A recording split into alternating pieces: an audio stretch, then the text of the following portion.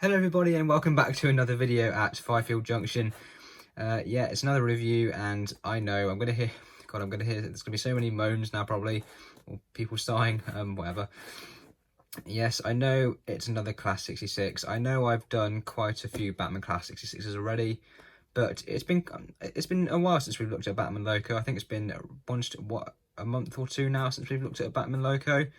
It's all just sort of been we've just been seeing Hornby locos for a while now, so I thought it was about time I did a Bachmann one. I'm sure people are getting a bit bored of seeing the Hornby ones, so yes, it is a Bachmann loco at least. And I know I've done quite a lot of Class 66s. I think this is the 5th Bachmann one I've done now, because I've done the EWS one with sound, I've done Freightliner Power Haul, I've done regular Freightliner, and I've also done DB as well.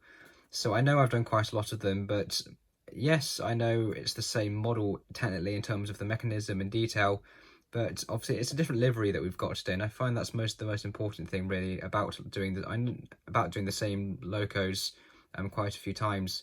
Yes, I know it can get a bit bored of seeing the same loco, but it's a different livery at least, so that's one thing to focus on, I suppose.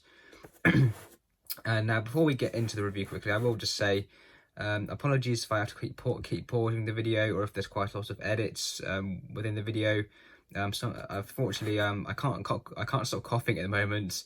So yeah, apologies if I have to keep pausing the video, but I don't want to be constantly coughing throughout it, because that would just get quite annoying. So if I do have to pause it, I do apologise. I haven't got anything serious. It's nothing that bad. I've just got a little bit of a cough at the moment, but I thought I'd just mention that just in case. I might sound a bit more groany than I usually do, but I'm perfectly fine. It's nothing serious. I haven't got the virus that's been going around for the past couple of years. It's definitely not that. It's nothing serious, so we don't need to worry about that. But in case I do just keep having to stop the video, I thought I'd just mention that as the reason why. Obviously the weather today, God, it's so hot at the moment. God, it's almost hard to stay awake, to be honest. It's just making you so sleepy, all the heat. But I think we can get through this review without passing out from the heat, so I'm sure that'll be fine. So yes, it's a Class 66. It's in the GBRF livery. I've been after one of these for so long, but one of the things with these locos is it seems to get a regular liveried Bachmann GBRF Class 66, it doesn't seem to be that easy. There's plenty of these celebrity liveries going around, such as Evening Star, the Flying Dustman, the Biffa one. I've seen loads of those about, but actually getting a regular liveried GBRF Class 66, it doesn't seem to be that easy. It's you don't see these coming up very often, which is quite strange. So if you want a celebrity liveried Class 66 by Bachmann, that should be fairly easy. There seems to be plenty of those about. As for these particular ones, not so much. I think Bachmann have done a few different ones in this livery. Obviously, I've got 66728. This one is named as well, by the way, but Bachmann haven't put any tamper-proof nameplates on it. I think they've also done one of the 66 74s. I think it's either 743 or 745. I could be wrong, but I think they've done that one. And there might be another one as well. I know in the older style Bachmann Class 66s,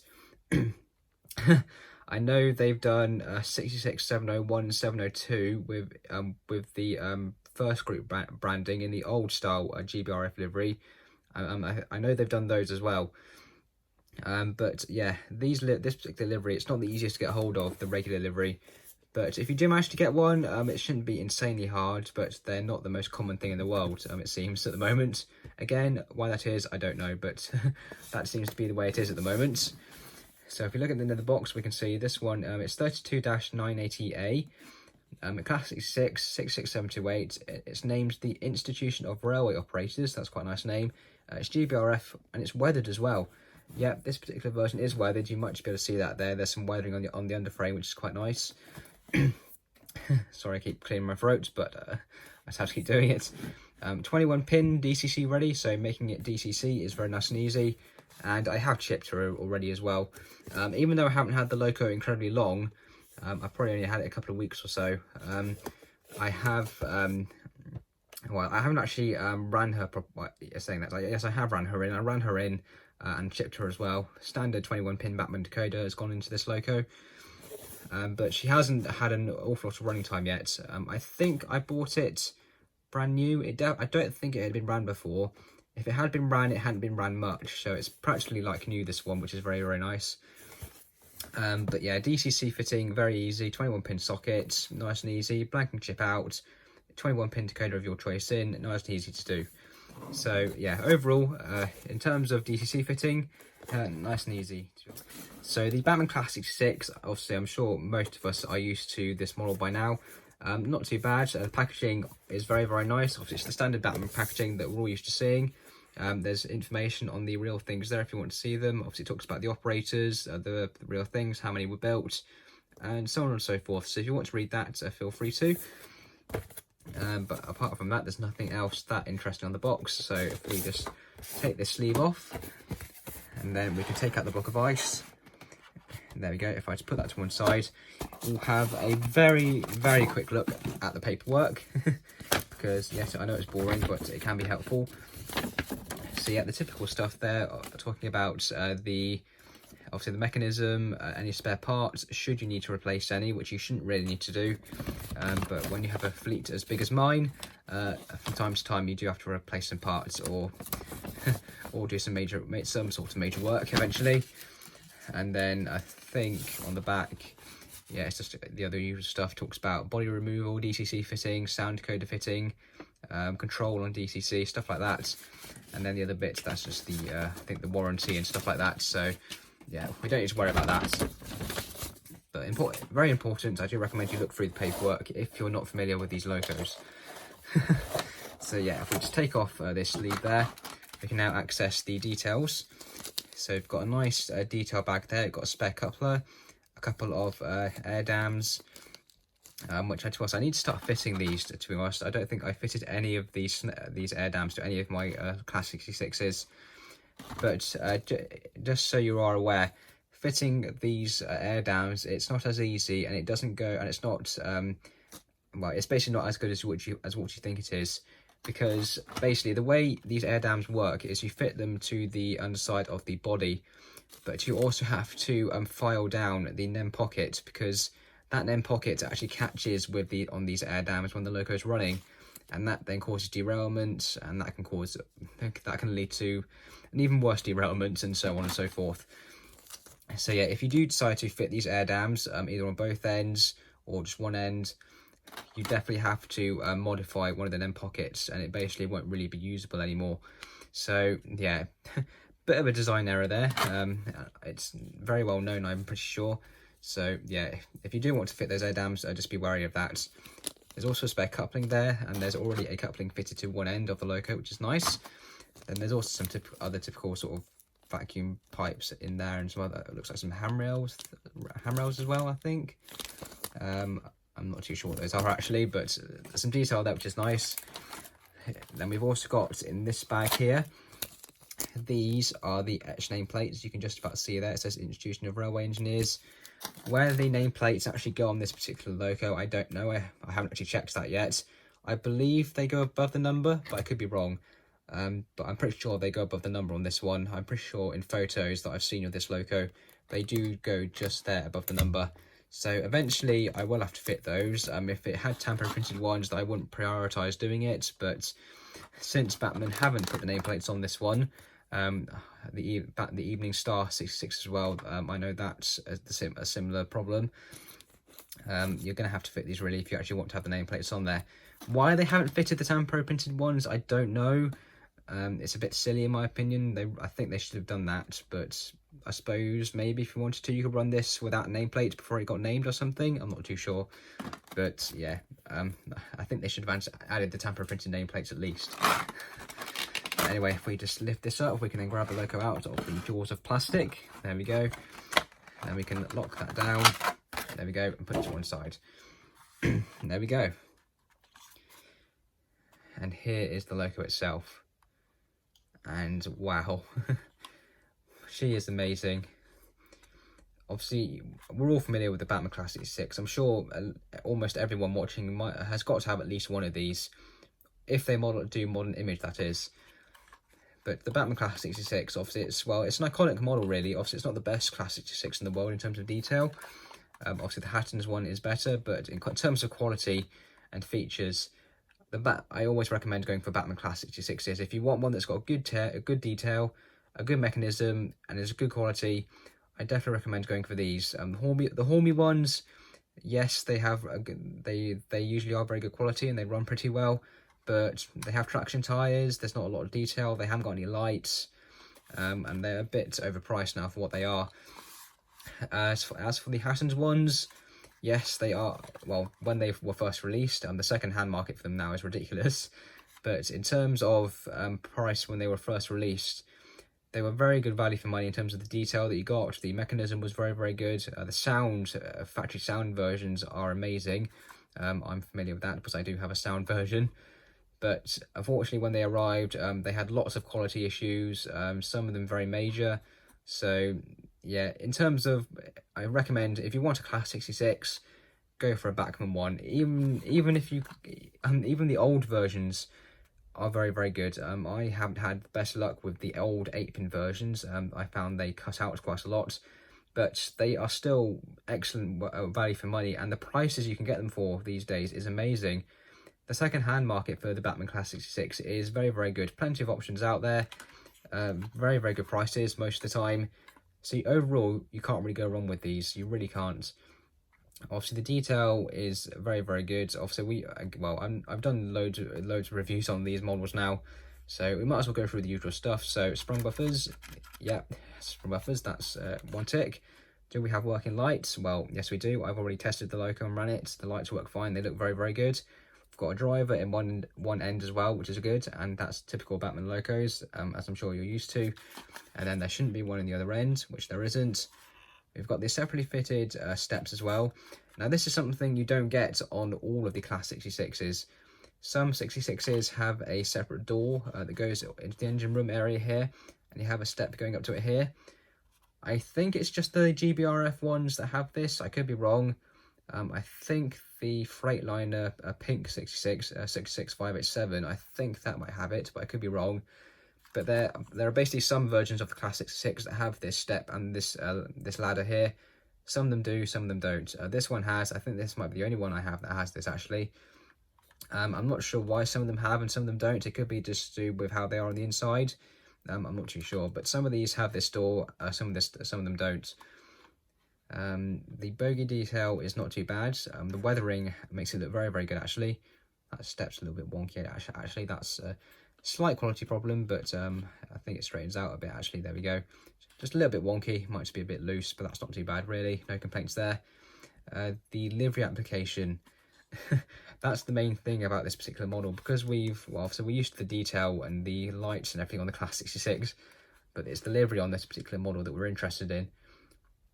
It has been applied so well. It's crisp as anything. The transition between the colours is spot on. I know my phone can't do the best close-ups, but overall the livery application is amazing. And the weathering it helps enhance the livery so much. And one thing is that the livery is correct in terms of the colours. If this was Hornby, this would be way too light. The blue would be way too light. The orange would be too light as well. But at least with Bachmann, we can count on them to get the GBRF colours correct. Hornby, not so much. But at least with Bachmann, we definitely get the correct livery. Hornby, not always. The roof detail, obviously we're used to seeing the roofs on the Bachmann Class 66. It's not too bad. Got some nice exhaust detail. The grills on this end are amazing. You've got loads of different grills on top of each other there. You can even just about see through into the actual loco there. You can just about see the metal chassis there as well. Underframe detail on the fuel tanks is not too bad. Again, the weathering looks amazing. I just can't fault it. Obviously, the Bachmann Class 66, you can't really go wrong. As I've already said, it really is a fantastic model. There is minimal errors, really, I'd say, with this model. Obviously, yes, it doesn't have rotating axle boxes, which the real thing does. There may be some details that aren't up to scratch, and there could be other features such as the proportions could be wrong. But overall, I really can't complain about it. It's just amazing. The Bachmann Class 66, definitely one of the best models you can get, I reckon. Obviously, yes, I know it's quite outdated now in terms of detail and everything, But if Bachmann were to ever re-release this model with better detail and a bit more features, I'm sure they'll do it justice. And hopefully it'll be more successful than the Hatton's one. But overall, I really can't complain about it. It really is fantastic. So let's put her on the track and see how she runs. Okay, so just grab the loco. Quite a lot of wheels to get on, but it should be fairly easy. There we go. I think I actually put the entire rear bogie on straight away there. Not too bad. So there we go. She's on, nice and easy to do. So obviously she has been chipped. As I have said, she was a DCC ready model, but I've already fitted a decoder to her. I wasn't going to fit the decoder before the review originally, but I just ended up having too much spare time. I get a lot of that actually. But yeah, I had a bit of spare time, so I thought I might as well run her in and chip her while I had the time. I know it's probably would have been better, a bit more, I suppose, less bias if I did run her on DC and everything in the video. But to be honest, I've done the Bachmann Classic 6 so much, as I've already mentioned. I've already shown footage of these running on DC, and on DC or DCC, these perform incredibly well. So you can't really go wrong, to be honest. But anyway, if we just select her number, which I actually need to remember what it is, I think it's this. It's not that one. God, so professional. No, it's that one, I think. No, it's not that one either. I will find her number in a moment. Is it this number? There we go. About 5th time lucky, but got there eventually. So if we just put the lights on, there we go, we've got the tail lights there. Those tail lights aren't too bad actually. On some locos, especially Bachmann ones, the tail lights can be a little bit dull, but on there, those aren't too bad actually. Then if we change direction, there we go, we've got the headlights there. So if we give her a bit of a wiggle,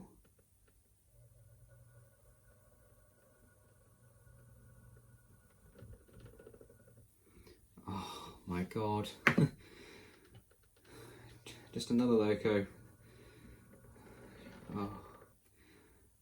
Oh, I really don't know what to say. It's just another loco really for me. I'm just so so used to seeing the performance from these. I'm not really surprised to see how well these run. They're just such amazing runners. I just really don't know what to say. And this is only a standard 21-pin Bachmann decoder. It's nothing too fancy really. But these decoders, they do perform well. But obviously the loco itself, even without a decoder, it performs just as well. So overall, you really can't go wrong. You do have cab lights with these models as well. If I just press function 1 to turn those on, there we go, you can probably just about see them turning on and off there. There we go, so you've got some cab lights as well. Overall, it's really, really good. But anyway, let's get her running and see what she's like.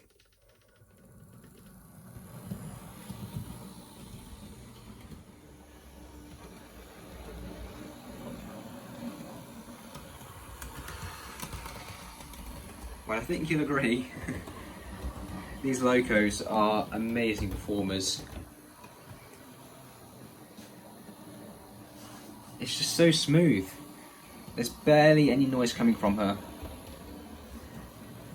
She's not 100% silent, but overall, she is amazing.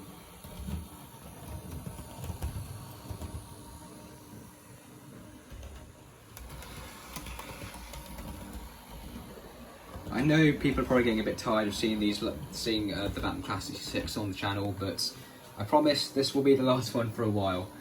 I'm not planning to get any more for a while, so I'm sure you'll be Classic 6 free for some time. I really don't know what to say. The Bachmann Classic 6 is amazing. I think you'll agree. They are amazing models. The quality is amazing. Performance is second to none, and the price as well. These go for bargain prices. You can get these for an amazing price compared to what locos go for these days. So overall, this has to be one of the best locos you can get. Detail, mechanism, value for money. It's just amazing.